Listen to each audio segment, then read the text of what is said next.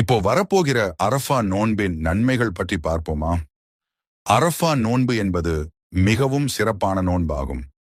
இது துல்ஹிஜ் மாதம் 9ஆம் நாளில் நோக்கப்படுகிறது. ஹஜ் செய்யாத முஸ்லிம்களுக்கு இந்த நோன்பு மிகவும் பரிந்துரைக்கப்பட்டுள்ளது. அரஃபா நோன்பின் முக்கிய நன்மைகள்: 1.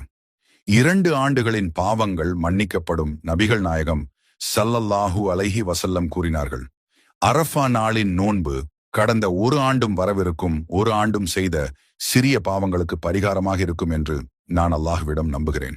2. அல்லாஹ்விற்கு மிகவும் பிரியமான நாள் அரஃபா நாள். அல்லாஹ்விடம் மிக உயர்ந்த நாள்களில் ஒன்று.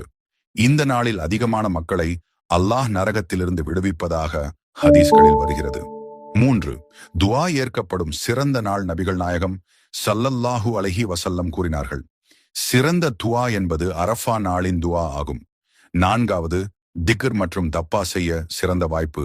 லா இலாஹ இல்லல்லாஹ் போன்ற திக்ர்களை அதிகமாக சொல்லவும் மனம் மாறி தப்பா செய்யவும் மிகச் சிறந்த நாள். நீங்கள் அரஃபா நோன்பு வைப்பீங்களா? கமெண்டில் சொல்லுங்கள். அல்லாஹ் நம்மை இந்த அரஃபா நோன்பின் நன்மைகளை பெறச் செய்வானாக. ஆமீன்.